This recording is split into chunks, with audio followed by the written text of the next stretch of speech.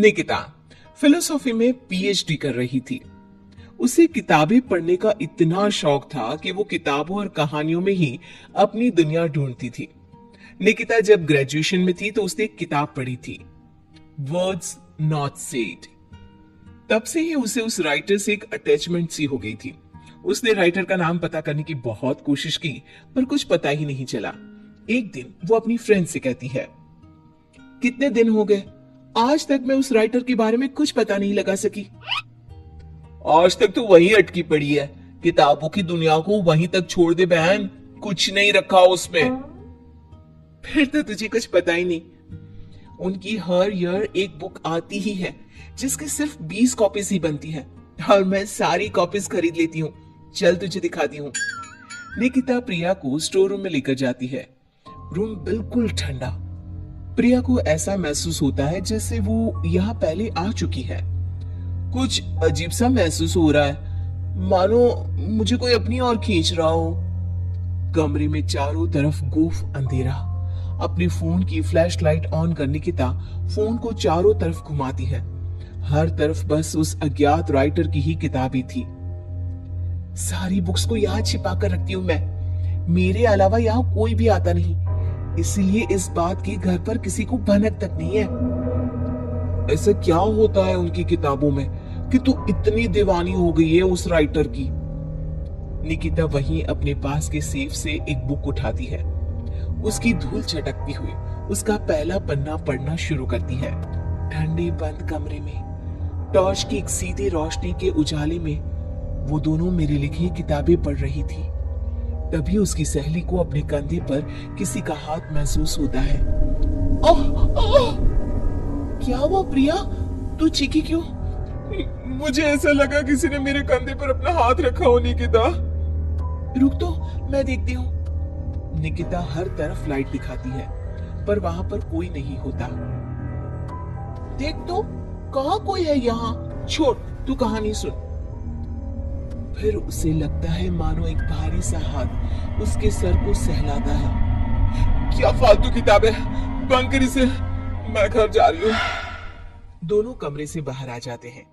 क्या हुआ यार, तू ऐसे अचानक बाहर क्यों आ गई? अरे कैसी किताब है यार प्रिया, तू जो कुछ भी पढ़ रही थी सब वैसा ही हो रहा था। अब समझ में आया तू खोई खोई सी क्यों रहने लगी है। एक मिनट, क्या वो राइटर मुझे भी जानता है? मेरे बारे में और क्या क्या लिखा है उसमें? दे मुझे वो किताब दे, मैं घर जा रही हूँ, वही पढ़ूंगी।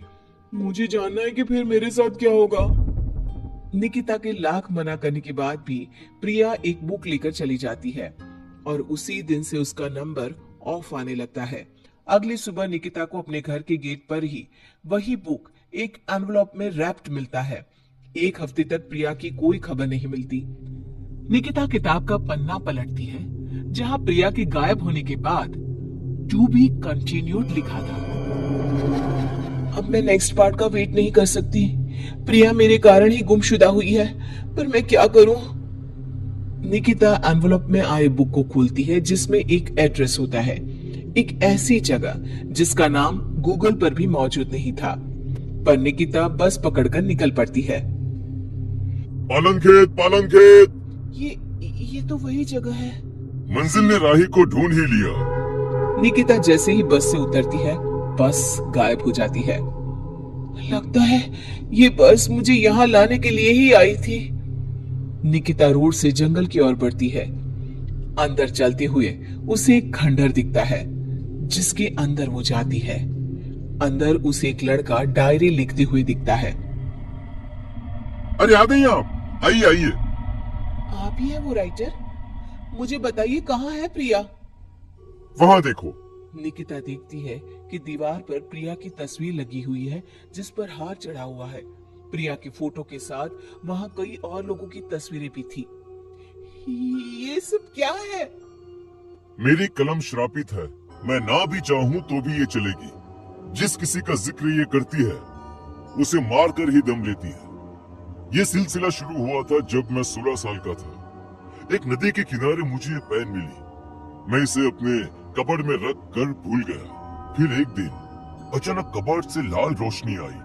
मैंने उसे खोला तो पेन चमक रही थी और इसने लिखी मौत की दास्तान। मेरा सब कुछ इसने छीन लिया, सब कुछ। मैंने उसे खत्म करना चाहा, पर नाकाम रहा। मैं सब कुछ छोड़कर जंगल में रहने लगा, पर ये तब भी नहीं रुकी। तो इसे रोकेगा कौन? तुम नहीं मरी। बाकी जिस किसी का भी इसने जिक्र किया, उसको इसने निगल लिया। तुमने मेरी सारी बुक्स पढ़ी, उसे संभाल के रखा, पर तुम्हें कुछ नहीं हुआ। तुम ही वो मसीहा हो निकिता, मुझे बचा लो और इस खेल को रोक दो निकिता। निकिता पेन उठाती है। उसके पेन को पकड़ते ही एक औरत उड़ती हुई आती है और पीछे से उसे लिपट जाती है। उसके शरीर से खून बह जा रहा था। खुले बाल, झुर्रियों से भरा उसका चेहरा बड़ा डरावना लग रहा था। मेरी गोद में बैठो निकिता, आओ ना। नहीं, बहकना मत निकिता, यही है पेन की मालकिन। रूहें खाती है ये, इसकी बात मत सुनो निकिता। लिखो निकिता, फिर वो लड़की खुद को मार देती है। निकिता पेन उठाती है और लिखती है। करण उछलकर दूर गिर जाता है। आंधी तूफान चलने लग जाते हैं। दीवार पर टंगी सभी तस्वीर नीचे गिर जाती हैं। जिस चेयर पर बैठकर निकिता लिख रही थी, वो उड़कर दीवार से टकरा जाती है। मैं जिंदा हूँ निकिता, तुमने ऐसा क्या लिखा था? और कालिंदी की आत्मा पेन के साथ ही खत्म हो गई। ये लिखकर मैंने पेन की नींव तोड़ दी थी। दोनों उस हवेली से बाहर आ जाते हैं और हवेली गायब हो जाती है।